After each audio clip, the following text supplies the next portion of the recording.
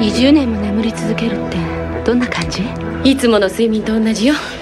目が覚めたらコンピューターのデジタル表記が20年過ぎたことを教えているだけ。肉体的にはわずか1ヶ月しか年を取ってないんだから、実感はほとんどないわね。トレーニングセンターの研修会でも教えられたけど、それ本当なんでしょうね。目が覚めたらバッチリシワが増えていたなんて。や私。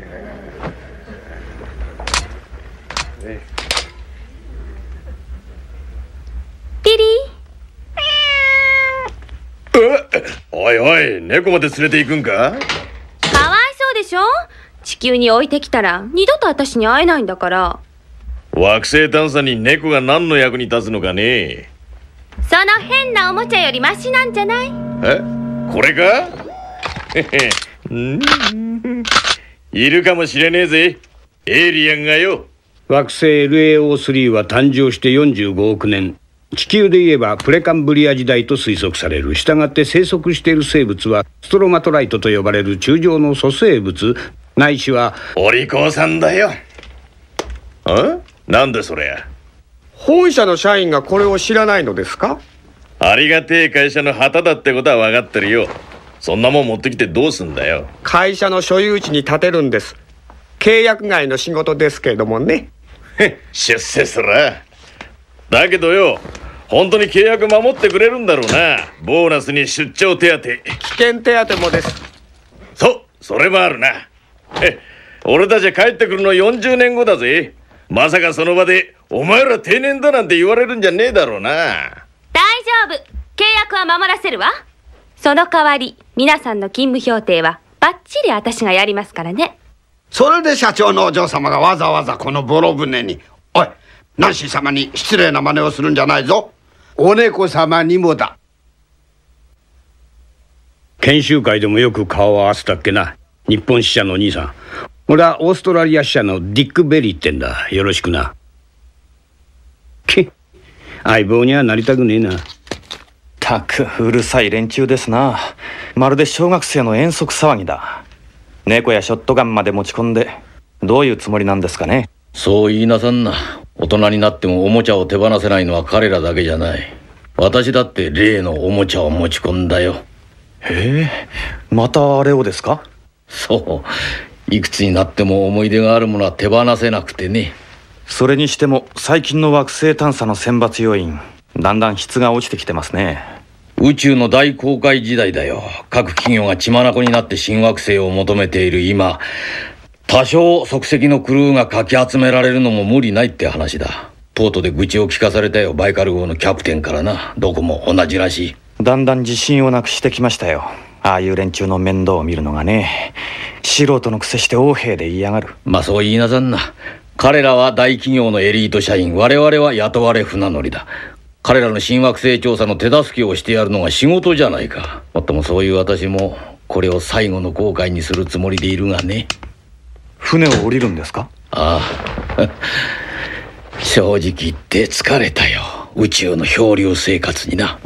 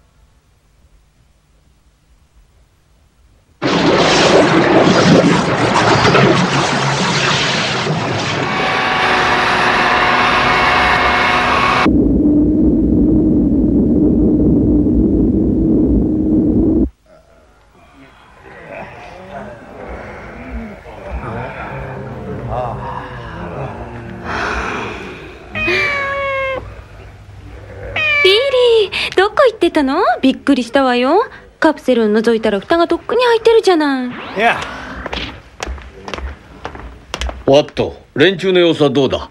かなり参ってるみたいですよ。口渡し者でも初心者ですわ、やっぱ。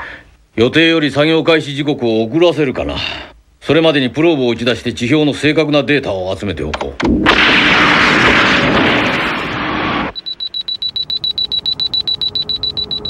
キャプテン。どうしたゴッド？エマージェンシーコールが入っていました。20年前にです。エマージェンシー？正確に言うと出発後3ヶ月と15日過ぎてからですわ。なんだろう、聞かせてくれ。サルデス号キャプテンマイク・ハミルトン君、私は新カムの人事課長だ。諸君たちが出港した後で重大な事実が判明したので報告しておく。これはシークレットに属する。カマン、続けてくれ。この船の中でシークレットもないだろう。これは当人事課の重大なるミスなんだが、我が社が選抜した惑星探査要員の中に身分詐称で潜り込んだ不届き者がいる。つまり我が社の正社員でない2名がカードを偽造して月都市のトレーニングセンターで催された研修会に参加。そのままサルデス号に乗り込んでしまったのだ。2名の人物は判明した。これより身分と写真を送るから直ちに身柄をして。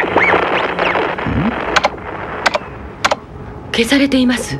これじゃあ連中のうちで誰が怪しい2名だか分かりゃしないぞ。しかし彼らは同じ企業の社員なんだろう。お互いに顔を見知ってる仲じゃないのかね。不審な奴は分かると思うが。ああ、そりゃダメですわ。ダメ？シンカムってのは世界的な規模の大会社でしてね、連中は本社勤務の社員だけじゃなく各国支社から選抜されてきてるんですよ。イギリス、オーストラリア、香港、日本とね。だから連中が互いに顔を合わせたのは月都市のトレーニングセンターが初めてだと思いますよ。カードが全ての時代、それ以前に紛れ込んでしまえばわからないってわけか。かなり準備してますね、その2人は。ディスクを焼却してますし、なかなかの知能犯だと思われます。何かい？我々が冬眠中に起き出して地球からの報告をチェックしたというのかい？はい。そして自分たちに都合の悪いところを焼却して再び水槽カプセルに入った。タイマーに細工をしておけばできないことじゃありません。ディスクを完全焼却してないことが奴らに時間がなかったことを証明していると違いますか？ご苦労なことだ。しかし放っておけんでしょう。その2人は何が目的かな。まさか新惑星でロビンソン・クルーソーを気取ろうってわけでもあるまい。タイムエスケーピー、時の逃亡者です。ああ、俺も聞いたことがあるな、それ。地球や月で事件を起こした奴が宇宙船に潜り込む。一航海が40年から60年。何食わぬ顔で地球に戻れば事件を記憶している者は誰もいねえ。そう、冬眠カプセルのおかげで本人は半年と年を取っていないから、その気になれば人生のやり直しが効くし、再び犯罪に走る場合もある。タイムエスケーピーか。どうします？どうするって？ 2人を探し出して拘禁しますか？拘禁するって、ここは船の中だよ。我々だって拘禁されてるようなものだろ。放っておこう。つまらぬことさ。お、来た来た。いやー、キャプテン、皆さんもおはようと言っていいのかな。私は専任ドクターとして配属されたハリス・ミードですじゃ。それはどうも。諸君、気分はいかがですかな。早速だが諸君たちに本船の現状を報告しておく。我がサルデス号は無事に惑星 LAO3 の衛星軌道上に乗って航行している。高度36000キロ、速度約6000ノットのスピードだ。これから諸君たちはトランスポートシップで惑星に降り立ち、地質調査や鉱石の収集をするわけだが。キャプテン、第4ブロックの温度が急低下しています。モニターに映し出してくれ。戻して。そこだ。ダクトが破損して冷却風が漏れている。デューラ、皆さんに実技指導してくれ。君。次郎高木、日本人です。と君はモーガン・スコット。言っとくけど本社勤務だぜ。あ、そう。君とでデューラー整備技師長とダクトの修理を頼む。ああ、おもちゃは置いていってくれ。必要ないだろ。これがないと寂しいんだよね、俺。預かるよ。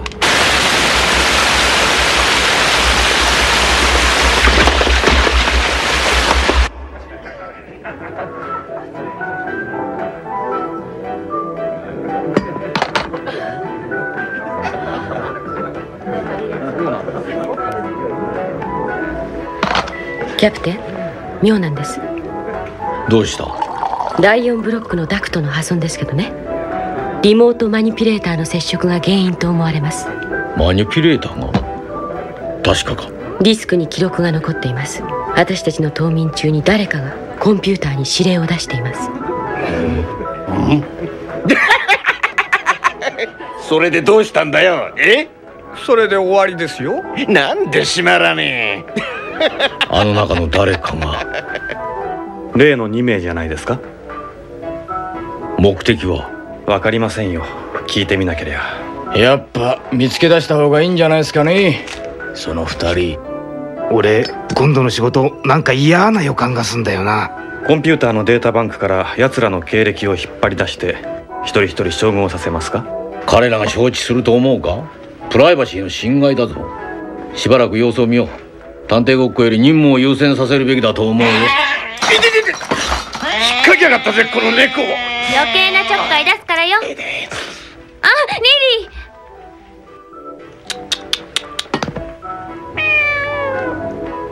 ー。動物が好きなのかね？猫はね、犬は嫌いだけど。そいつは珍しいよ。まったくだ。俺なんか猟犬を10匹も飼ってるってのによ。ありがとう。いや、鼻がムズムズしやがる。どれキャプテン、俺たちはいつから仕事を始めるんだい？地上に打ち出したプローブからのデータを分析してからだ。まあしばらくはのんびり休んでくれ。どうでもいいけど、いつまでも船にいるのはごめんだぜ。あいつが一番怪しいかな。たく新規くせえ船だな。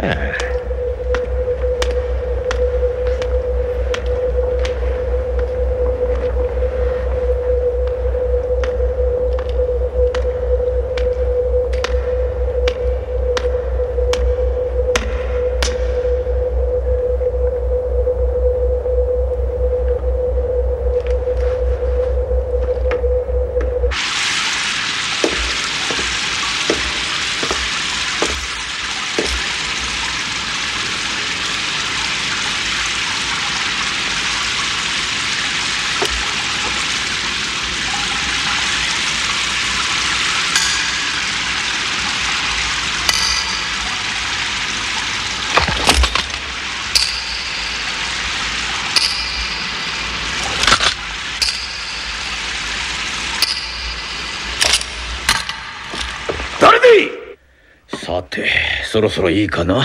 キャロライン、データの収集だ。ガイ、ワット、トランスポートシップの点検を頼む。なあガイ、あのモーガンって野郎が怪しいとなると、もう一人は誰だろうな。俺はジミって野郎だと思うよ。そうかな。俺は香港娘かなって思ってんだけど。あれは違うよ。どうしてよ。俺の好みのタイプだからよ。キャーは言ってくれるぜ。リリー。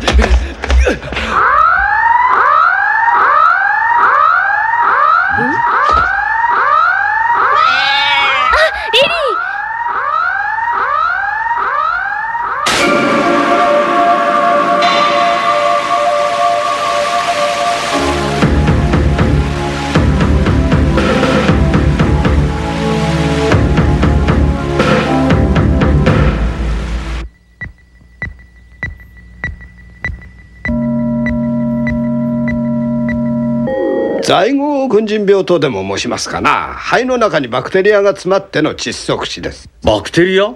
船内は消毒されているはずだが。地球のバクテリアではありませんよ。興味深いのは肺の中で奇妙な活動をしていることです。あれ、詳しいことはまだ分かりませんが、早速調べてみましょう。いやー、まさかこんなに早く私に仕事が回ってくるとは思いませんでしたよ。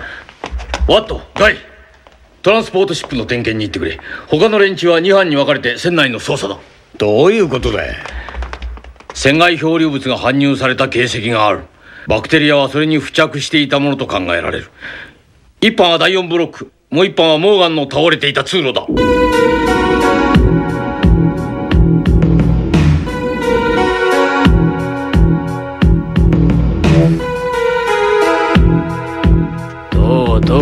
感が出ちまったな。嫌な予感が当たったよ。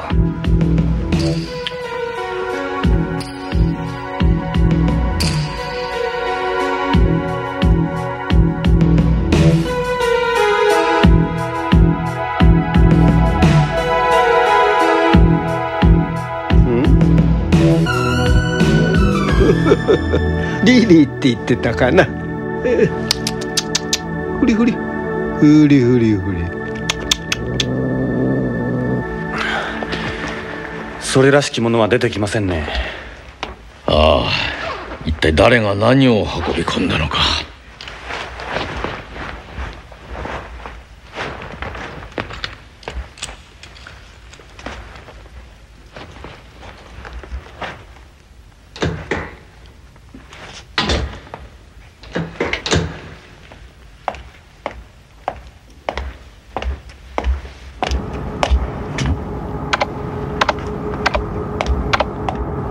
困ると言ったんですが。何、地球に残してきた家族から何かメッセージは届いていないかと思いましてね。おかげで面白いものを見つけた。サルデス号キャプテンマイク・ハミルトン君、私は新カムの人事課長だ。諸君たちが出港した後で重大な事実が判明したので。身分カード偽造者が2人この船に乗り込んでいるとさ。俺たちの中にだ。しかも報告は途中で消されてる。納得のいくように説明してもらいましょうかね。今はそんなことを詮索している場合じゃないだろう。何者かが搬入した船外漂流物を探し出す方が先だよ。分かってないな。だからその2人がマニピュレーターを。キャプテン来てください。ハリス先生が。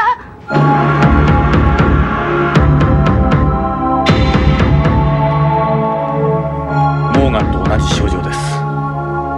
死体から感染したのかな。やったな。頼りの先生が亡くなったんじゃ手も足も出んぞ。だから言ってるんだよ。潜り込んだ2人を見つけ出す方が先なんだって。国籍は？香港。生年月日。私もこんなことしたくはないんだけどね。一応みんなが承諾してくれたことだし。生年月日2261年5月10日。23か。学歴ワシントン大学卒業。私生児がいるんかい。どんな学生生活を送っていたんだ。続けるかいミスター・ディック。みんなやったらいいわ。誰にだって人に知られたくない傷の一つや二つはあるわよ。それをみんなで暴いて罵り合えばいいのよ。会社のためさ。じゃあ次は俺がやってもらおうか。キャロライン、トランスポートシップのチェックはどうなってる？降下ポイントまで1時間ってとこじゃないか。それがガイとワットからまだ連絡が。何？国籍は？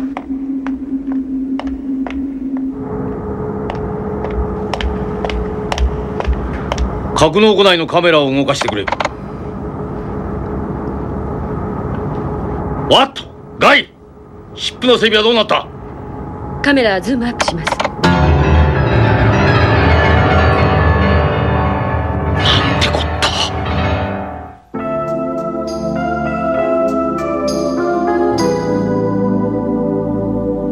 た。第一次の探査隊派遣は諦めるとしよう。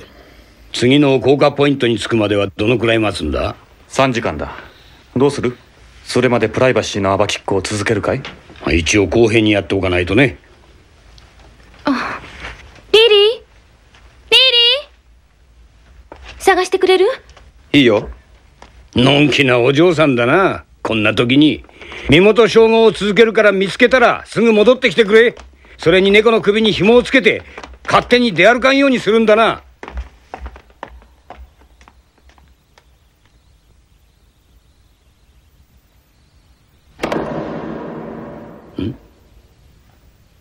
何よあいつ、気に入らないわ。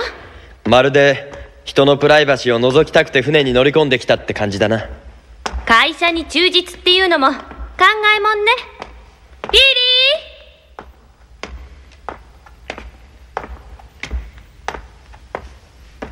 ー、生きていればちょうど君と同じぐらいか。え？なんでもない。俺こっちを探してみる。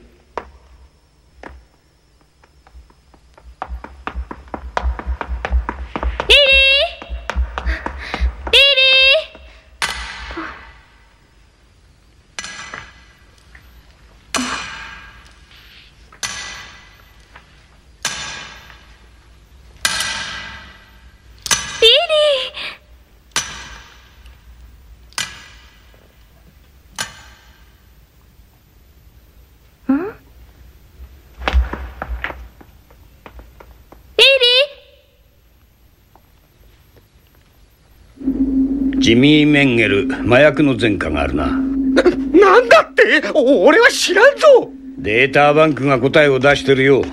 ハイスクール時代に火災で保護観察処分を受けてる。それは俺じゃねえ。ハイスクール時代のことならよく覚えてる。俺の友達にジミー・ヘンゲルってやつがいたんだよ。スペルが一字違いだからよく間違われたんだよ。そいつなら確かに麻薬をやっててポリコールに捕まったさ。俺じゃねえよ。俺じゃねえよ。そんな言い訳誰が信用する？ポリスだってインプットミスを犯すだろうさ。誤った記録が俺の人格を決めてしまうのか。残念だが今これが全てなんでね。しかし当面の問題には関係ねえ。次はあの日本人だな。キャプテン。おお、待ってたぜ。どうした？メディカルルームへ来てくれ。4人の死体が消えている。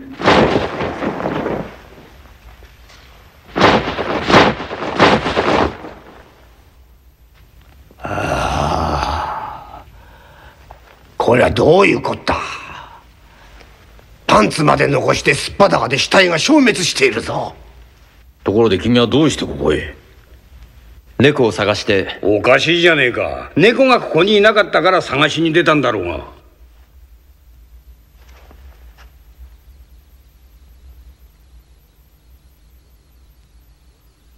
リリー。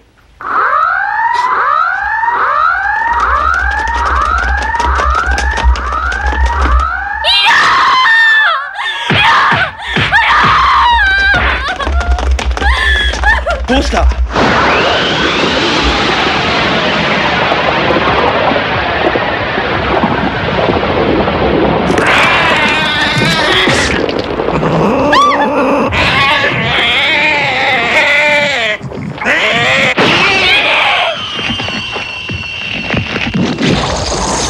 壁が猫を食べとる。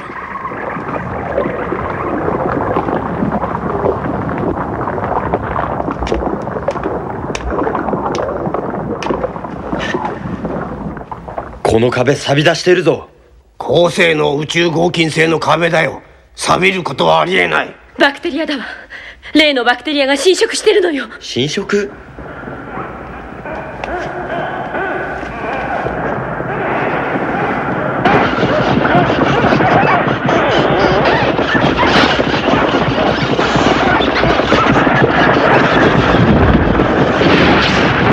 どうしますキャプテン？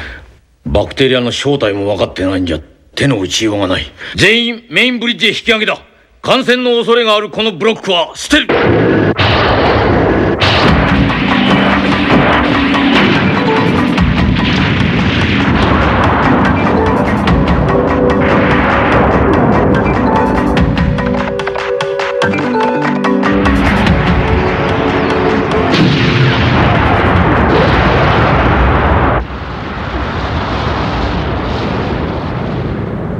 これでバクテリアの恐怖は消えたのかい？どうかな。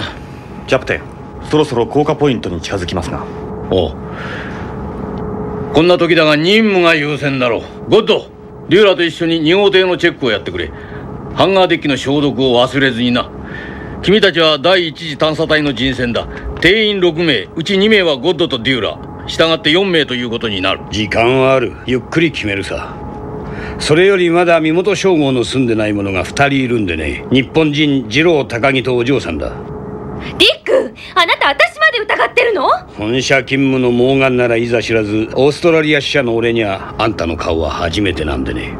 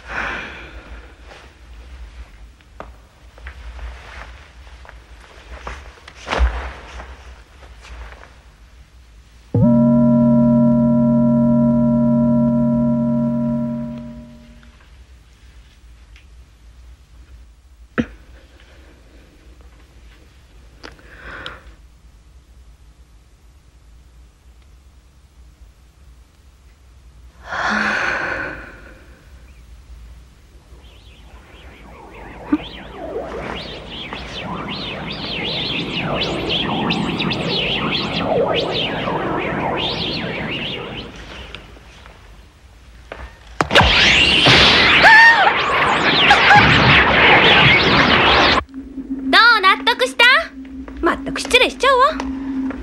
俺もいいみたいだな。今のところはな。くそ、尻尾出さねえな。疑いは晴れたのかね。当たり前よ。何さあの男。わかんねえな。それじゃ保護者が送ってきた情報はガセネタかい？人騒がせな会社だぜ。まったく。ガセ？ドロシーは？君たちと一緒じゃなかったのかい、ドロシーは。いいえ。ひょっとしてメディカルルームじゃないのかな。メディカルルームだ？そんなところに何の用があるんだよ、あの子がよ。さあね、戻ってきたら尋問してみたら。それとも何をしてるのか覗きに行ってみるかい？小僧。キャプテン。どうした？ハンガーデッキのハッチが開いていく。キャロライン。私ではありません。指令はマザールームから出ています。マザールームとの回線が切られました。何？ここからの船の操作は不可能となりました。ゴッド、リューラー、聞こえるか？緊急事態が発生した。直ちにハンガーデッキより避難しろ。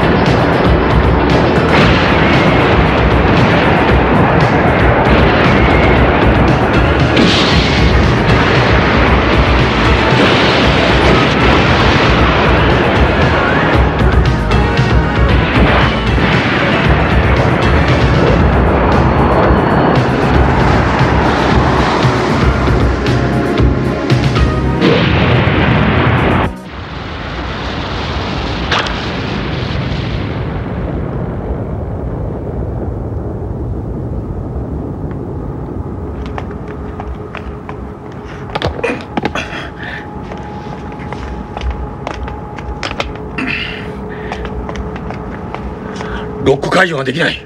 中にいるのは誰だ？この船には我々13名の他にもクルーがいたのか？ここにいねえのはあの香港娘だけだぜ。案外その中に隠れてるんじゃねえのか？いや、ドロシーじゃない。どうしてそんなことが言えるんだよ。あれからだいぶ経っているのに戻ってこねえってのは不思議じゃねえか？そういえばまさか。キャプテン、ちょっと来てくれ。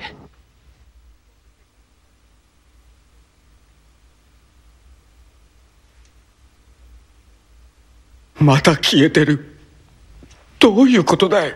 ドロシーはここで自分の肺の検査をしていたんだ。どうしてわかる？もう一人ここで同じことをやったやつがいるからさ。もう一人？お前か。それで隣室の死体消滅を発見したんだな。ジロー、まさか。そう、恐ろしい想像だけどバクテリアはすでに我々の体の中に入り込んでるのかもしれない。ドクターが在郷軍人病みたいなものって言ってたよね。ずっと昔、20世紀の後半かな。ニューヨークのあるホテルで在郷軍人会のパーティーが開かれた。翌日パーティーに参加した人たちがバタバタと死んでいったのでこの名前がある。死因は呼吸困難による窒息死。検査の結果、肺の中にはバクテリアが詰まってたってことだ。モーガンたちと同じ症状か。原因はホテルのクーラーだった。屋上の水槽タンクに入り込み、繁殖したバクテリアが空調設備を通って各部屋にばらまかれていったってわけさ。それで第4ブロックのダクト破損事故。もし何者かが搬入した船外漂流物がエアーロック解除後にあそこに吸い込まれたって考えたら、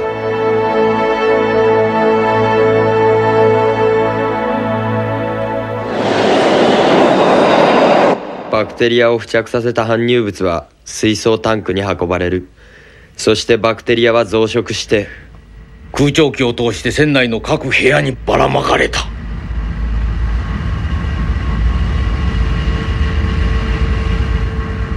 肉体的条件により反応が起きるには個人差があるだろうが、いずれドロシーもそれに気づいたんだよ。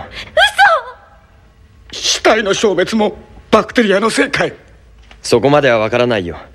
地球にも物体を腐食させ消滅させる菌はあるけれど、こんな短期間に骨まで消してしまうバクテリアの存在なんて今のところ考えられないからね。詳しいんだね、医学に。少し。おかしいぜ。コンピュータのデータによると、次郎高木は宇宙工学の専門家となってる。医学生とは記録されていない。やっぱりそうか。道理でしつこいわけだ。あんたもシンカムの社員じゃない。刑事さんだね。医学の知識はあるとは言ったけど、医学生とは言わなかったぜ。なぜ決めつけた？あんたもと言ったな。そうだよ、刑事さん。キングスストリートで3人の男を射殺した殺人鬼はこの俺だよ。40年の時間逃亡を企んだが、まさかここまで追ってくるとは思わなかったぜ。ありがとよ、自白してくれて。サイドワインダー・ディックと呼ばれた俺の面目も立ったぜ。こんな時に逮捕もないだろう。俺はね、キャプテン、船に乗ったら船乗り任せ、飛行機に乗ったらパイロット任せというのが主義でしてね、専門外のことで悩んだってどうにもならねえやな。この船を無事に地球へ戻す、それはあんたの仕事。俺は俺の職業に忠実なだけよ。人事課長からの報告は君が考えたトリックか？話は通したさ。会社も協力的だったぜ。何しろ犯人は医学生ということと、新株の社員カードを持って月に逃亡したらしいという情報しかなかったんでね、あぶり出しが必要だったんだ。このサルデス号が正常な状態にあるんなら誰も君の行動を非難しないさ。しかし君、なんならドロシーのようにレントゲンチェックをしてみたらどうだ？分かってねえな。刑事ってものは、たとえ相手がマシンガンを持った凶悪犯でも単身素手で立ち向かわなきゃならねえ時もあるんだぜ。絶えず死と直面した仕事なんだよ。俺の体内にもバクテリアが入り込んでるだろうさ。やがてモーガンのように死ぬだろうさ。でも俺は今も生きてる。そしてこいつも生きてるんだ。生きてる限り犯人を逮捕しなきゃならねえ義務があるんだよ。それが職業なんだよ。青臭いな。青臭いだと随分な言い方をするじゃねえか。私の年いくつだと思う？ね？キャロラインは？私は230歳。キャロラインは153かな？ 151ですわ。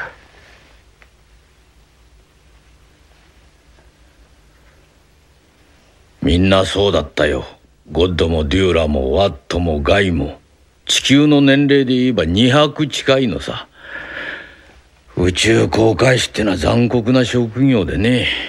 冬眠システムの開発で肉体的には年を取らずに済むようになったが、一航海終わって帰ってみれば地上は40年50年と過ぎてる。初めは面白いよ。赤ん坊だった子供が自分より年上になって迎えてくれるんだからな。しかし2航海目から嫌になってくる。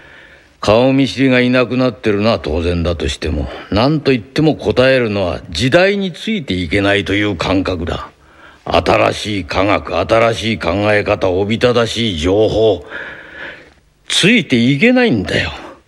自分は過去の異物だと自己嫌悪に陥るし、周りも何か生きた化石でも見るような目で接しているのに気づく。逃げるようにまた船に乗る。そして違う時代へ帰る羽目になる。そんな経験を3度4度と味わってみろ。宇宙航海士という職業は一体何であろうかと疑問が出てくる。虚しくなる。あんたも同じ思いを味わうだろうさ。その犯人を連れて地球に戻ったところで誰が歓迎してくれる？ 40 年前の事件を記憶してるのはコンピューターという機械だけなんだよ。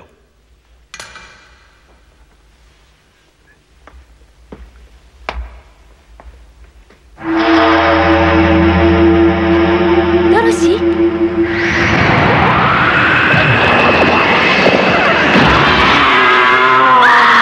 どうした？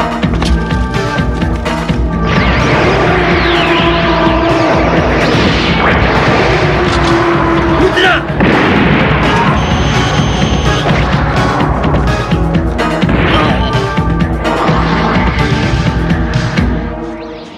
大丈夫か？ジーコンが働いていても地球と同じというわけじゃないんだぞ。なんだ今の化け物は。あれも漂流物と一緒に船内に入り込んだものかい。わからんよ。とにかくマザールームをジャックしたやつを捕らえることだ。そいつが何かを知ってるだろう。キャロライン、ジミー、君も手伝ってくれ。医学の知識があるならその男の治療を頼む。手錠を外してやれ。ここが医療室で幸いだったな。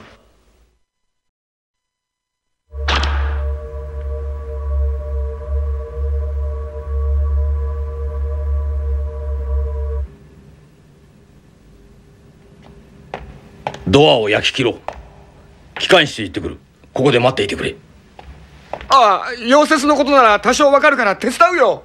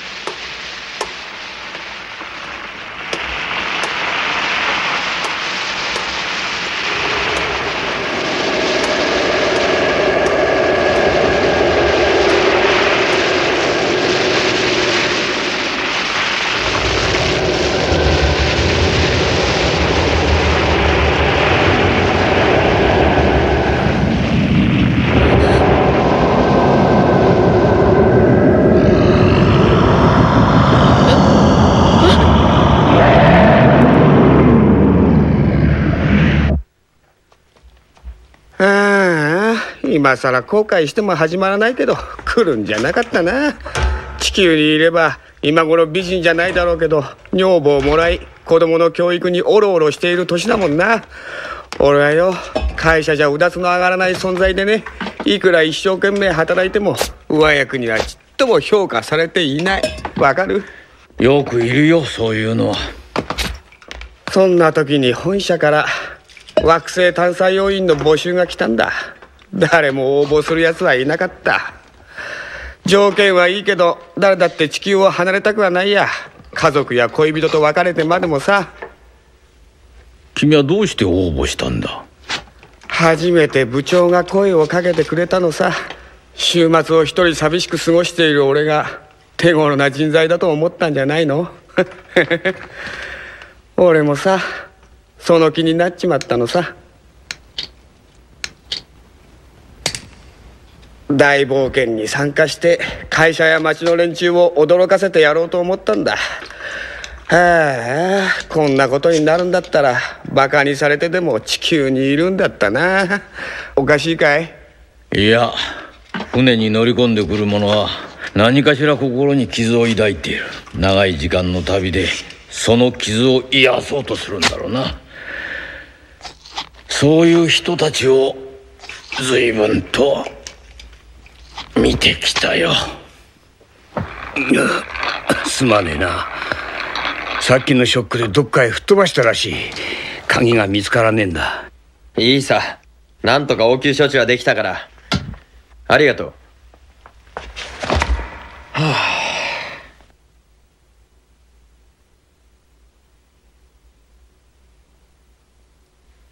聞いていい？何？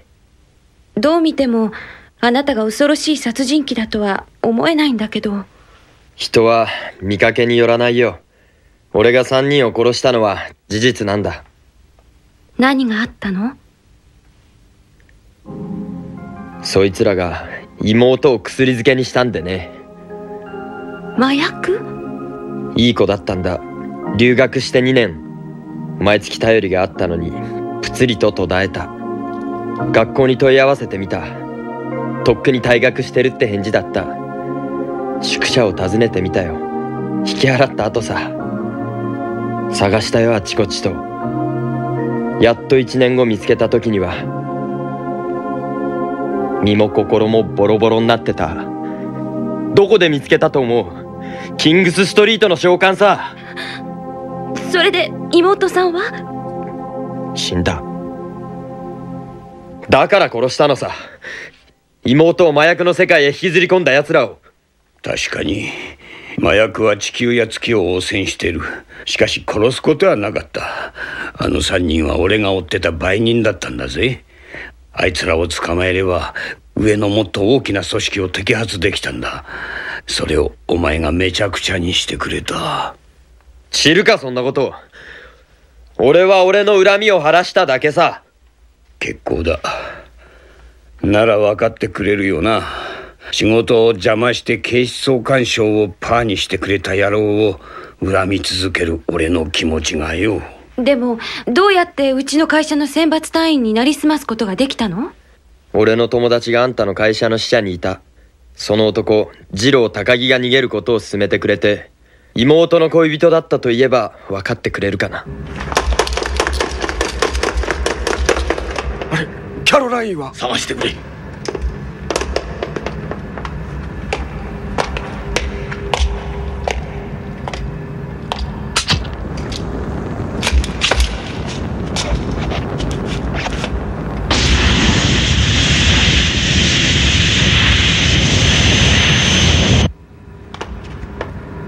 キャロライン！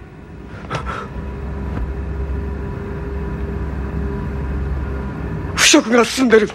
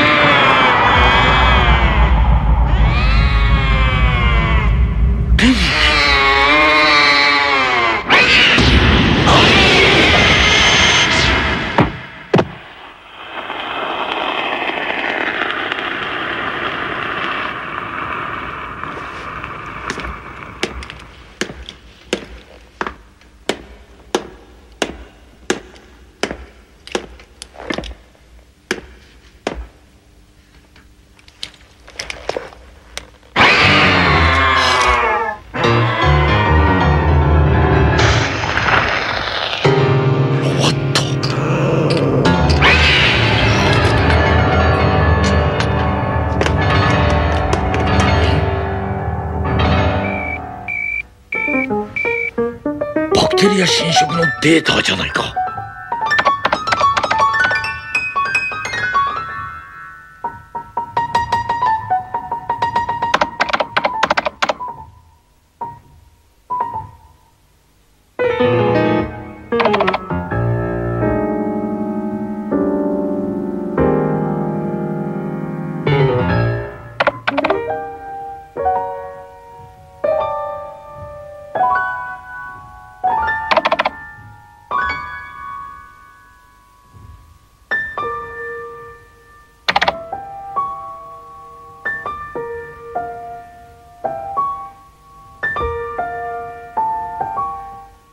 何？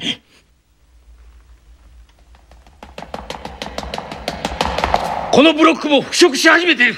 メインブリッジへ急げ。キャロラインとジミーは？姿を消した。おそらく急げ。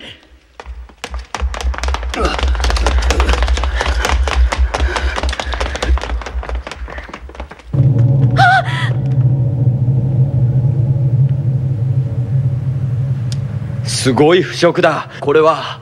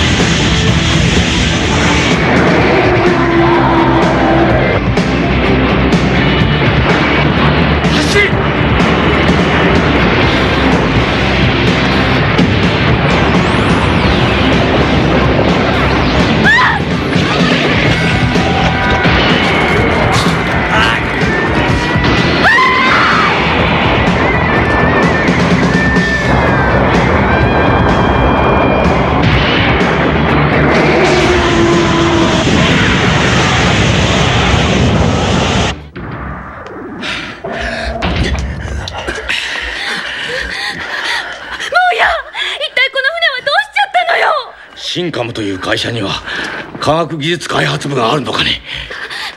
どこの会社にだってあるわよ。それがどうしたっていうの？こんな時に。登録番号23703リリーキャット。恐ろしく精巧な猫型ロボット。君のペットのリリーにそっくりなやつだ。なんでまた？そのロボットがこの船を鼻から操っていたんだ。頭のいい技術者たちは現場の私たちを信用してはいなかった。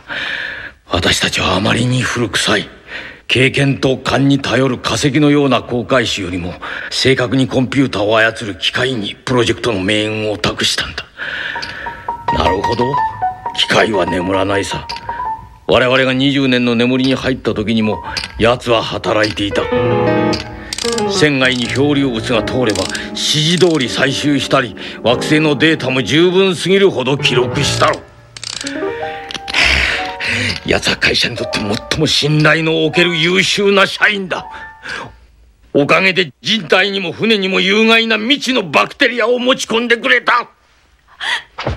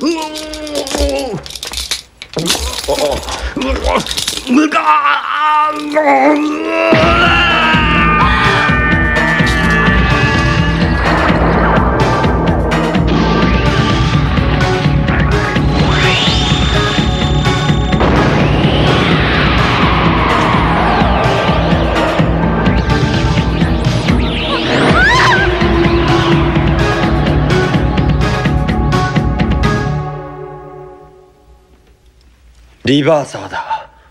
リバーサー？未知のバクテリアの恐ろしい作用だ。生命体の細胞を一度破壊し、新たに別の細胞を活動させる。その働きにより人体の体型を全く別の形に変化させてしまう。芋虫と蝶では細胞の働きがまるっきり違うっていうのは知ってるだろう。じゃあ、あの恐ろしい生き物はみんな私たちの仲間の変わり果てた姿だっていうの？ドロシーやキャロラインやモーガンたちの衣服だけが残ってるわけだ。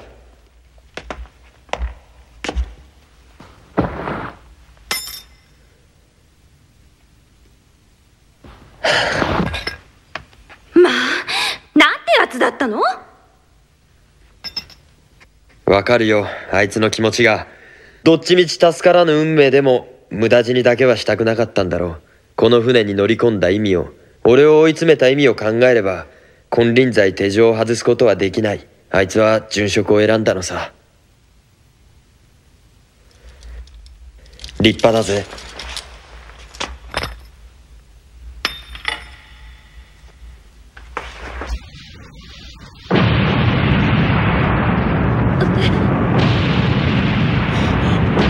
あいつだ。あいつが腐食しているブロックを砲撃してるんだ。ゴッドやデューラーと共にハンガーデッキを捨てたように。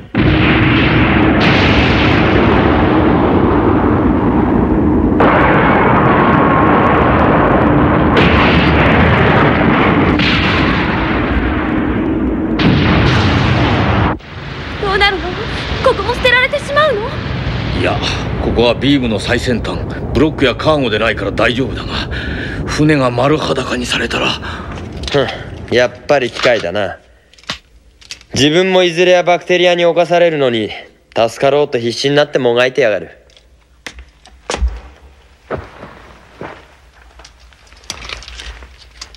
どうするの？俺たちもう行き場がないんだよ。このまま船に残ってたってそのうちミイラになるか、ディックたちのような姿になっちまうか。だったらここで死んだ方がマシさ。だろ？君たちはどうする？一応3発詰めておいたぜ。なんでこんな船に乗り込んじゃったのよ。ほんのちょっとした戯れだったのに。友達にいたのよ、嫌な子が。ビ美人で頭が良くて私のボーイフレンドを奪ったのよ。だからいたずらしてみたくなったの。若いまんま40年の旅をして年寄りになったその子の前に帰ったらどんなに気持ちがいいだろうかって。こんなことになるなんて考えてもみなかったわよ。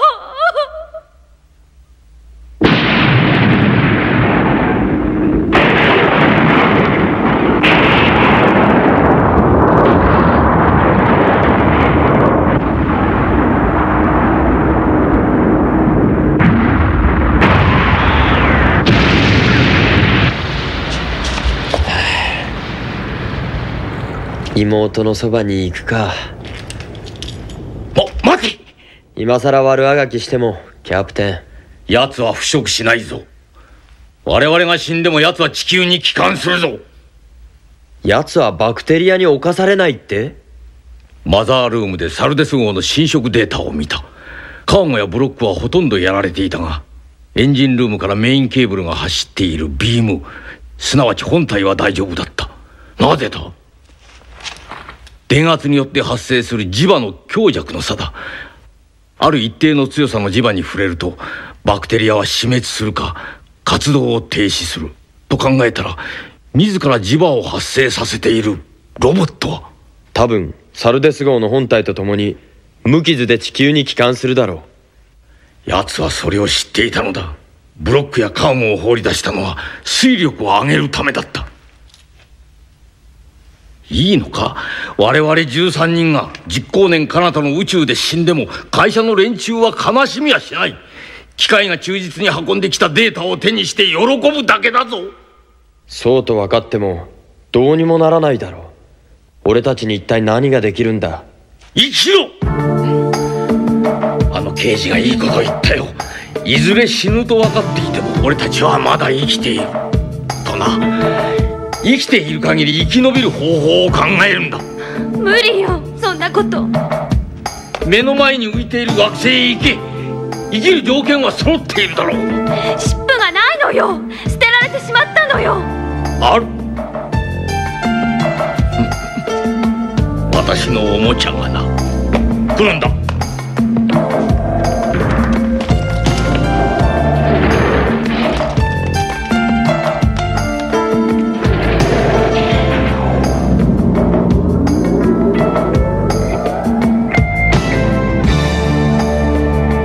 シャトルだ。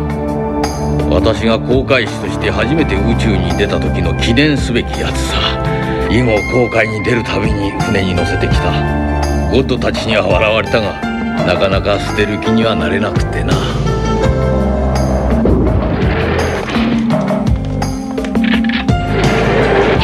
キャプテン！頼りない航海士ですまなかったな。せめて最後は船長らしい仕事をするよ。キャプテン。いいな、生きろよ。生きる方法を考えろ。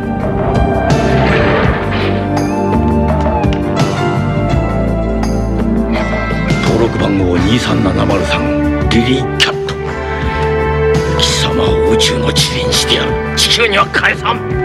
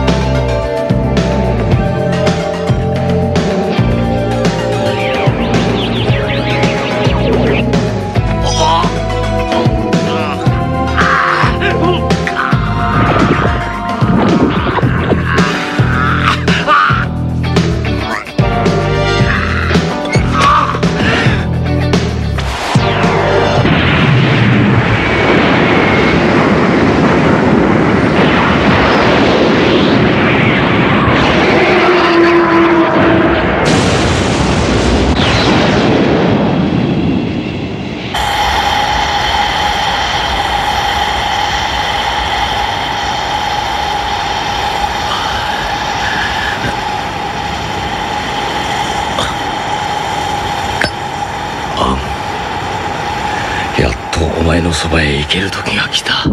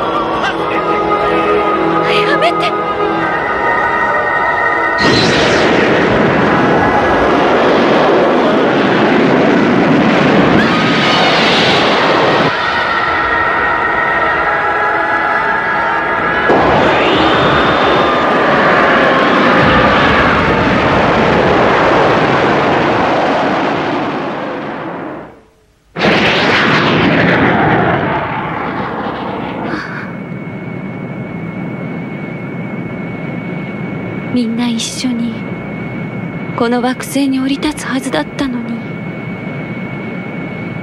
どうしたの？何を考えてるの？美しい蝶はかつて自分が芋虫であったことをおぞましいことだと思うのだろうか。芋虫もまた蝶を見て羨ましいと思うのだろうか。俺たちにもやがてリバースする時が来るだろう。